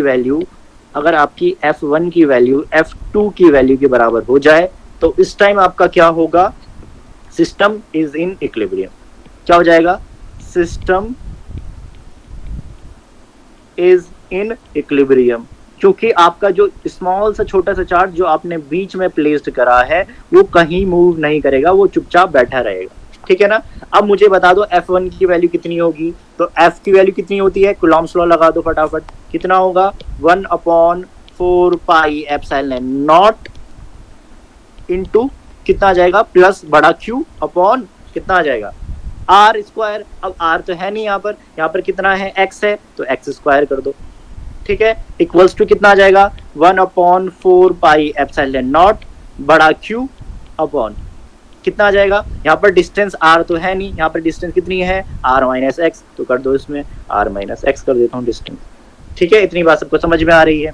अब आपको इतना पता है कि यहाँ से 1/4 पाई एप्सिलॉन नॉट और 1/4 पाई एप्सिलॉन नॉट कैंसिल हो जाएगा, क्यू कैंसिल हो जाएगा। इतना सब बच्चों को दिख रहा होगा कि कैंसिल क्या होगा, ये इससे कैंसिल हो जाएगा, ये इससे कैंसिल हो जाएगा, बचेगा क्या, बचेगा आपके पास, इसकी मल्टीप्लाई कर दो इधर, इसकी मल्टीप्लाई कर दो इधर, तो कितना आ जाएगा आपके पास, सॉरी इसका स्क्वायर होगा ना, यहाँ पर स्क्वायर होगा, ठीक है। तो कितना आ जाएगा, r माइनस एक्स का होल स्क्वायर इक्वल्स टू कितना आ जाएगा, एक्स स्क्वायर। तो r माइनस एक्स का होल स्क्वायर कितना होता है, r माइनस एक्स का होल स्क्वायर कितना होता है, R square plus X square minus 2rx, ठीक है, इक्वल्स टू कितना आ जाएगा, एक्स स्क्वायर आ जाएगा, ठीक, हाँ या नहीं। अब एक्स स्क्वायर से एक्स स्क्वायर मैं क्या कर दूंगा, कैंसिल कर दूंगा, तो मेरा आर स्क्वायर इक्वल्स टू कितना आ जाएगा, 2rx। एक आर से एक आर क्या हो जाएगा, मर जाएगा, तो कितना बनेगा मेरा, r इक्वल्स टू 2x। तो मुझे बता दो x की वैल्यू कितनी आ जाएगी, r/2 आ जाएगी। यानी जो मेरी टोटल डिस्टेंस r थी उसके हाफ डिस्टेंस किसकी होगी, x की होगी। यानी x की डिस्टेंस कितनी हो जाएगी, r/2। यहाँ पर r/2 डिस्टेंस हो जाएगी जो मेरा निकला है। r/2 अगर यहाँ रखोगे तो यहाँ की डिस्टेंस भी कितनी आ जाएगी, r/2। यानी कि जो आपका छोटा सा चार्ज है वो कहाँ पर प्लेस्ड है, सेंटर पॉइंट में प्लेस्ड है। यानी यहाँ से लेके यहाँ तक की डिस्टेंस और यहाँ से यहाँ तक की डिस्टेंस क्या होगी, एकदम सेम होगी। तो यहाँ से मैं क्या बोल सकता हूँ, the small charge q, the small charge q is placed at the center,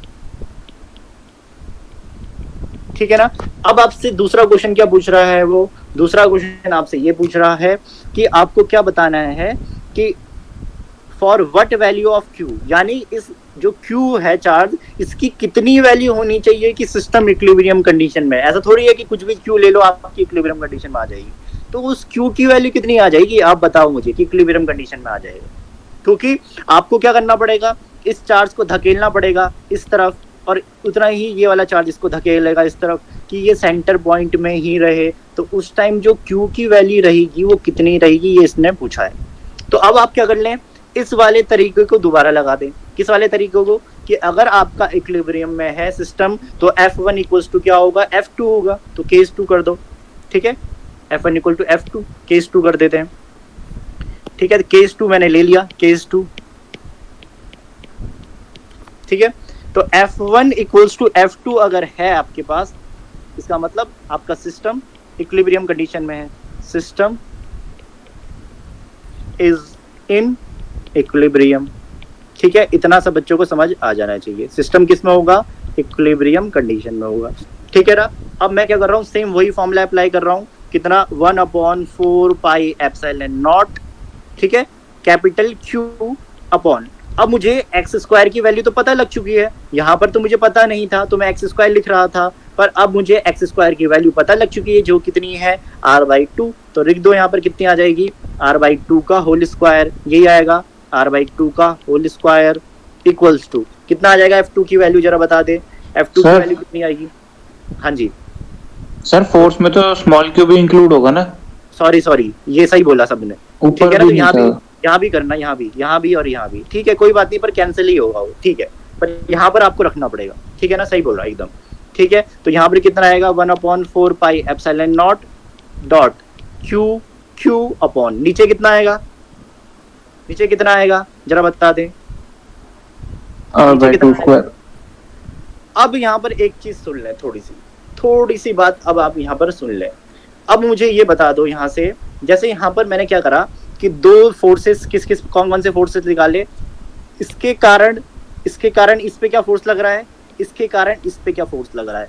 अगर मैं ये कंसीडर करूंगा सेम वाला दोबारे से, तो आप मुझे बताओ कि ये भी कितना आ जाएगा, r/2 का होल स्क्वायर। तो कटेगा तो मेरे पास कुछ नहीं मिलेगा, दिख रहा होगा सबको, यहाँ पर भी क्या आएगा, r/2 ही आएगा। तो कटेगा तो मेरे पास कुछ नहीं मिलेगा, इतना सब जानते हैं, हाँ या नहीं, हाँ या नहीं, बता दें। अब मैं आपसे क्या बोल रहा हूँ, मैं आपसे ये बोल रहा हूँ कि एक तो आप चेक कर लो कि ये वाला चार्ज इस वाले चार्ज पे क्या फोर्स लगा रहा है, ठीक है। अब क्या है, सेम बात ये भी तो होगी, ये वाला चार्ज भी तो इस बड़े वाले चार्ज पे भी तो फोर्स लगाएगा, हाँ या नहीं। ये इस पे भी फोर्स लगाएगा और ये वाला चार्ज इस पे भी फोर्स लगाएगा, हाँ या नहीं, जरा बताओ क्या बोल रहा हूँ मैं आपको। ये वाला चार्ज इस छोटे से चार्ज पे फोर्स लगाएगा, वो तो आपको दिख ही रहा है। तो क्या ये बड़ा वाला चार्ज इस बड़े वाले चार्ज पे फोर्स नहीं लगाएगा, जल्दी बोलो, हाँ या नहीं, जल्दी बोलो, क्या बता रहा हूँ मैं। yes, कि ये बड़ा वाला चार्ज इस छोटे चार्ज पे फोर्स लगाएगा, तो ये बड़ा वाला चार्ज इस बड़े चार्ज पे फोर्स भी तो लगाएगा। सेम इसका उल्टा बोलूं कि ये वाला चार्ज इस छोटे चार्ज पे फोर्स लगाएगा, सेम ये वाला बड़ा चार्ज इस बड़े चार्ज पे तो फोर्स लगाएगा, क्योंकि इनका इंटरेक्शन तो है ना बीच में, छोटी सी डिस्टेंस है दोनों के बीच में, इंटरेक्शन भी आपको दिख रहा है, यानी कि ये दो चार्ज भी एक दूसरे को फोर्स लगाएंगे। समझ आ रही है बात? हाँ या नहीं? हाँ या नहीं? अगर इतनी बात आपको समझ आ रही है तो मैं क्या कर रहा हूँ, एक फोर्स तो ये वाला देख रहा हूँ जो इन दोनों के बीच लग रहा है। क्या कर रहा हूँ मैं? एक ये वाला फोर्स देख रहा हूँ जो इन दोनों के बीच लग रहा है, और एक ये दो वाला फोर्स लगा रहा हूँ जो इन दोनों के बीच लग रहा है। तो अगर ये दो फोर्स अगर बराबर होंगे तो भी सिस्टम किस में होगा? इक्विलिब्रियम कंडीशन में होगा। क्यों होगा? क्योंकि उस टाइम पे देख लो इसका जो मूवमेंट होगा वो कितना होगा, इसका मूवमेंट कितना होगा जरा बताएं, इसका मूवमेंट कितना होगा जरा बताएं? जीरो ही होगा। ठीक है, तो अब देखो मैं कैसे कर रहा हूँ, यहाँ पर क्या कर रहा हूँ, यहाँ पर जो मैंने F2 लिया है ना, ये F2 आप ध्यान देना, ये F2 कौन सा वाला है? जो मैं दो बड़े चार्ज के बीच में ले रहा हूँ। तो यानी मैं क्या ले रहा हूँ यहाँ पर? Q इंटू कैपिटल Q ले रहा हूँ। तभी मैंने ढंग से करवाया क्वेश्चन, इसमें जान इस वजह से है क्वेश्चन में, हल्का सा आपने ध्यान देना है, और अपॉन R/2 का होल स्क्वायर। ठीक है ना, समझ आ रही बात? अब मैं क्या कर रहा हूँ यहाँ से, सर R आएगा ना उसमें, तो R/2 थोड़ा आएगा। हाँ ठीक है, सही बोला, R आएगा, बिल्कुल आपकी बात ये। हाँ बट सर फिर ये दोनों इक्वल कैसे होंगे फोर्सेस? ये और ये कैंसिल हो जाएगा, हाँ या नहीं? 1/4 पाई एप्सिलॉन नॉट से 1/4 पाई एप्सिलॉन नॉट कैंसिल हो जाएगा। अब मुझे बता दो Q की वैल्यू कितनी आएगी, स्मॉल q की, जल्दी एकदम कैलकुलेट करके बताओ। 4Q। इन्हें कैसे आएगी जल्दी बताओ, ढंग से कैलकुलेट। 4Q गलत है ना, ढंग से बताओ। अरे किसकी वैल्यू पूछ रहा हूँ मैं, ये भी तो देखो। सर स्मॉल Q की बतानी है कैपिटल Q की? मैंने क्या लिखा है? Small Q। हाँ तो फिर तो सर 4 इंटू कैपिटल Q, नहीं Q/4 आएगी सर। Q/4। ठीक है, ये बात समझ में आ रही है सब बच्चों को? और सर ये दोनों फोर्सेस इक्वल कैसे लिए हमने? हाँ सर, वो इक्वल रखे कैसे? बता रहा हूँ, टेंशन क्यों ले लो। ये बात आपको समझ में आ रही है सब बच्चों को? इतनी बात पढ़ गई है। अब ये समझ लो दोबारा से मैं क्या बोलना चाह रहा हूँ। मैं ये बोलना चाह रहा हूँ कि ये वाला चार्ज इस वाले चार्ज पे क्या लगा रहा है? फोर्स लगा रहा है, जो आपने बोला कि F1 है। सेम मैंने आपको बोला कि ये वाला चार्ज इस चार्ज पे जो फोर्स लगा रहा है उसका आपने क्या बोल दिया? F2 बोल दिया है। समझ आ रही है इतनी बात समझ में आ रही है? Yes sir. हाँ या नहीं? अब देख लो, अब हो क्या रहा है। अगर सिस्टम आपका इक्विलिब्रियम कंडीशन में है, अगर सिस्टम आपका इक्विलिब्रियम कंडीशन में है, तो उस टाइम देखना हो क्या रहा है यहाँ पर। अगर इन दोनों के बीच हम फोर्स चेक कर रहे हैं, किसके बीच फोर्स चेक कर रहे हैं? एक बड़े चार्ज के बीच में और एक छोटे चार्ज के बीच में। दिख रहा है आपको? हाँ या नहीं? हाँ या नहीं? एक बड़े चार्ज के बीच में, एक छोटे चार्ज के बीच में, जिसको मैंने क्या बोल दिया? F1 बोल दिया। ठीक है, आराम से बात समझ आ गई। अब मैंने दूसरी कंडीशन आपको क्या बोली कि जैसे आपने डिस्टेंस के लिए निकाला तो कोई प्रॉब्लम नहीं थी, पर जब आप चार्ज की वैल्यू निकालना चाह रहे हैं इस स्मॉल q का, तो मैंने क्या बोला आपको कि पहले तो एक स्मॉल चार्ज और कैपिटल चार्ज के बीच में फोर्स देख लें। दूसरी बात, आप क्या करें, एक बड़ा चार्ज और एक दूसरा बड़ा चार्ज के बीच का फोर्स देख लें। क्यों मैंने ऐसा बोला? मैंने इसलिए ऐसा बोला कि जब आपने ये छोटा चार्ज और एक बड़ा चार्ज के बीच की जो डिस्टेंस आपने देखी थी वो कितनी थी? R/2 तो थी, हाँ या नहीं? कितनी थी? R/2 थी ना, हाँ या नहीं? Yes sir. R/2 थी। ठीक है, x की वैल्यू R/2 थी, वो सब जानते थे R/2 थी। जब मैं इस बड़े चार्ज और इस बड़े चार्ज की जब के बीच में फोर्स देख रहा हूँ, तो उस टाइम जो डिस्टेंस है बीच की वो कितनी है? कितनी है वो? R है। क्लियर है बात, समझ में आ रही है? अब सुनना, अगर ये वाला फोर्स जो कि एक बड़े चार्ज और एक छोटे चार्ज के बीच में लग रहा है, क्योंकि उस टाइम डिस्टेंस कितनी है? टोटल डिस्टेंस की हाफ है। तो दूसरा जो मैंने फोर्स लिया वहां पर जो दो बड़े चार्ज थे, तो डिस्टेंस कितनी थी उसकी? जो छोटी वाली डिस्टेंस की डबल थी। तो हम क्या देख रहे हैं कि अगर मेरी डिस्टेंस डबल हो रही है तो चार्ज की वैल्यू कितनी होनी चाहिए कि अगर सेंटर पॉइंट में रखूं तो इस पे फोर्स 0 हो जाए। समझ आ रही है बात क्या बोल रहा हूं मैं ये बोल रहा हूं कि अगर मैं इन दोनों के बीच में अगर फोर्स देख लूं और इन दोनों के बीच में फोर्स देख लूं, तो जब आपने इन दोनों के बीच में फोर्स देखा तो डिस्टेंस कितनी थी, r/2। r/2 का डबल कितना होगा, r होगा। कब होगा, जब मैं दो बड़े चार्ज के बीच में फोर्स देख रहा हूं। अब मैंने बोला अगर आपको ऐसा चार्ज बीच में रखना है जिसके वजह से सिस्टम आपका इक्विलिब्रियम कंडीशन मेंटेन कर ले, तो वो मुझे पता है कैसे लगेगा कि कितना चार्ज रखूं। तो वो कैसे पता लगेगा, अगर डिस्टेंस में डबल कर रहा हूं, अगर मैं डिस्टेंस डबल कर रहा हूं, देखो ना जो फोर्स की वैल्यू कितनी होती है, F is directly proportional to 1/r²। क्या ये सबको दिखता है, हाँ या नहीं? F इक्वल्स टू 1/r² सबको दिखता है, हाँ या नहीं? दिख रहा है सब बच्चों को? अब मैं आपको बोल रहा हूँ कि अगर इतना आपको दिख रहा है तो अब मेरे को ये दिख नहीं रहा है कि r² के डायरेक्टली प्रोपोर्शनल कौन है, फोर्स है। यानी अगर मैं फोर्स की वैल्यू को अगर मैं डबल कर रहा हूँ, फोर्स की वैल्यू क्या कर रहा हूँ मैं, डबल कर रहा हूँ, या फिर डिस्टेंस की वैल्यू में डबल कर रहा हूँ। डिस्टेंस पहले कितनी थी मेरी, r/2। r/2 का डबल कितना होगा, r होगा। अगर मैं r कर रहा हूँ डिस्टेंस, यानी मैं डिस्टेंस को अगर मैं डबल कर रहा हूँ तो फोर्स क्या होगा मेरा, फोर्स क्या होगा मेरा, देख लो मैं दिखा देता हूँ यहाँ पर। देखो F इक्वल्स टू मैं डबल कर रहा हूँ, डबल का मतलब जो मेरी वैल्यू थी मैंने 2 रख रहा हूँ r की जगह, तो इसकी स्क्वायर कर रहा हूँ, तो क्या हो जाएगा मेरा, जरा बता दो क्या हो जाएगा मेरा, 1/4 क्या होगा, 1/4 फोर्स मेरा 1/4 हो जाएगा। फोर्स 4 टाइम कम हो जाएगा ना, बढ़ेगा थोड़ी, क्या हो जाएगा, फोर्स 1/4 टाइम क्या हो जाएगा, कम हो जाएगा। तो यही तो मुझे पता करना है यहाँ पर कि फोर्स मेरा 1/4 टाइम कम क्यों हो जाएगा, जब मेरे पास चार्ज की वैल्यू भी अकॉर्डिंग होनी चाहिए। यानी देखो मैं डिस्टेंस कितनी बढ़ा रहा हूँ, यहाँ से लेके यहाँ तक कितनी डिस्टेंस थी मेरी, r/2 थी। अगर मैं r/2 डिस्टेंस ही आगे बढ़ा रहा हूँ तो मेरा चार्ज कितना बढ़ना चाहिए। अगर मैं यहाँ से यहाँ जा रहा हूँ तो मेरा चार्ज क्या हो जा रहा है, ये बड़ा की छोटा सा क्यू चार्ज मैं देखूं तो मैं यहाँ जाके क्या हो जा रहा है, वो बड़ा सा क्यू चार्ज हो जा रहा है।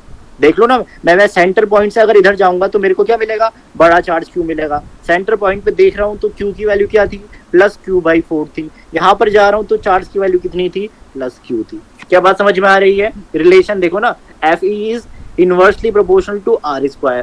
ठीक है, इनवर्सली प्रोपोर्शनल सबको समझ में आ रहा है। तो मैंने कहा अगर r की वैल्यू आपने क्या कर दी है, डबल कर दी है, तो फोर्स की वैल्यू क्या हो जाएगी, आधी हो जाएगी। अगर फोर्स की वैल्यू आधी है यानी जो आपका चार्ज है उसकी वैल्यू कितनी हो जाएगी, 1/4 हो जाएगी। अगर आपके फोर्स की वैल्यू 1/4 हो रही है तो इसका मतलब क्या है, जो आपका चार्ज होगा वो भी तो 1/4 हो जाएगा, हाँ या नहीं? दोबारा देखो, जिसको समझ नहीं आ रहा है समझ लो एक और बार, एक और समझा रहा हूँ ढंग से, नीचे समझा रहा हूँ। देखो मैं क्या बोल रहा हूँ कि F की वैल्यू कितनी होती है, 1/4πε0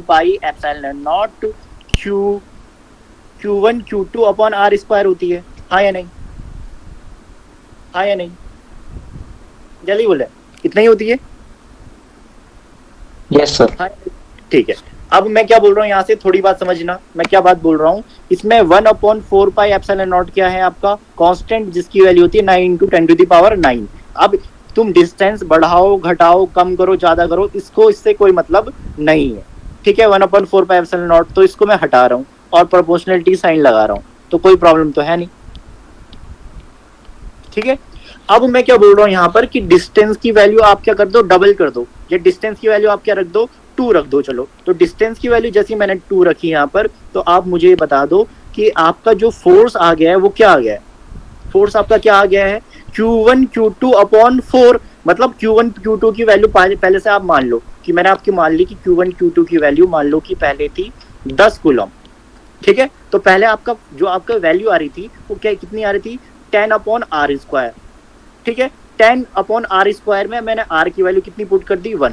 तो आपकी कितनी फोर्स कितना आया आपके पास, 10 न्यूटन फोर्स आया आपके पास। ठीक है, न्यूटन पर कूलम या जितना भी बोलो आप, न्यूटन कूलम पर क्या नाम है, मीटर बोलो या न्यूटन बोलो, जो छोड़ो। ठीक है, इतनी बात आपको समझ में आ रही है। अब दूसरी में मैं आपको ये बात ये बता रहा हूँ कि सेम मैंने जैसे यहाँ पर r की वैल्यू 1 रखी है, वैसे ही मैं आपको बोल रहा हूँ इसकी डबल कर दो, यानी आर की वैल्यू 2 कर देता हूँ, तो आर की वैल्यू 2 करी यानी नीचे कितना आ जाएगा मेरे पास 4 आ जाएगा। अब मैंने Q1 और Q2 की वैल्यू तो छेड़ा नहीं है, वो तो सेम था जो पहले से था, और उसकी वैल्यू का जो आ रहा था कितना आ रहा था मेरे पास 10 आ रही थी, जो आपको ऊपर दिख रही है। कितनी ली थी मैंने 10 ली थी, नीचे कितना आ गया 4 आ गया। यानी जो आपका फोर्स आया था पहले उसका कितना 1/4 क्या आ गया है आपके पास, दूसरा वाला फोर्स आ गया है। ये बात क्लियर है, हाँ या नहीं, हाँ या नहीं, जल्दी बताएं। यस सर, ठीक है, अब अगर इतनी बात आपको क्लियर है तो मैं आपको बता दूं, अब इसमें डिस्टेंस तो रही नहीं, तो डिस्टेंस में तो आपने 4 डाल दिया है, बचा आपके पास क्या, सिर्फ आपके पास क्या बचा, चार्ज बचा है, जिसकी यूनिट कितनी थी 10 कूलम थी। तो अब मुझे ये बता दो कि जो आपका फोर्स पूरा का पूरा किस पे डिपेंड कर रहा है, चार्ज पे डिपेंड कर रहा है। यानी चार्ज की वैल्यू कितनी बढ़ रही है कितनी घट रही है डिस्टेंस के हिसाब से, उस पे ही पूरा का पूरा क्या फोर्स एग्जिस्ट करेगा, या डिपेंड करेगा कि फोर्स की वैल्यू कितनी बढ़नी चाहिए कितनी कम होनी चाहिए। किस पे डिपेंड करेगा, किस पे डिपेंड करेगा, चार्जेस पे डिपेंड करेगा। क्योंकि आपने जो डिस्टेंस की वैल्यू है वो तो आपने देख ली कि आपकी जो डिस्टेंस है बीच की वो तो या तो r/2 होगी या फिर r होगी। क्लियर बात समझ में आ रही है, क्लियर बात समझ में आ रही है, हाँ या नहीं, जरा बताएं। Yes sir. ठीक है, तो इस क्वेश्चन को आप दोबारा से करके देखना घर में, नहीं समझ में आएगा तो कल दोबारा से बताना। इसमें कुछ आपको कंडीशन देखनी है और कुछ नहीं करना है, कोई बड़ी बात नहीं है इसमें। जो भी क्वेश्चन मैं लेके आ रहा हूँ उस टाइप के क्वेश्चन आप पहली बार देख लें, इसलिए मैं लेके आ रहा हूँ। ऐसे टुच्चे मुच्चे क्वेश्चन नहीं ला रहा हूँ, अच्छे क्वेश्चन ला रहा हूँ, समझने में टाइम लगेगा, ढंग से आपको देखना पड़ेगा, ठीक है ना। तो इसकी जो फाइनल वैल्यू आई कितनी आई थी, Q/4 मेरे पास मिली है, और ये मैंने डेमोन्स्ट्रेशन भी थोड़ा बहुत दे दिया है यहाँ पर। अगर समझ आया तो अच्छी बात है, नहीं समझ आया तो कल क्लास में दोबारा कंटिन्यू कर लेंगे, कोई प्रॉब्लम वाली बात नहीं। आज टाइम हो चुका है, ठीक है ना, बात समझ में आ रही है, आ रही है बात समझ में। Yes sir. पीडीएफ एक बार दोबारा देखें, पीडीएफ देख के समझ नहीं आया है फिर दोबारा बताऊंगा, अगर आ जाए तो अच्छी बात, ठीक है ना, समझ आ रही है, ठीक है फिर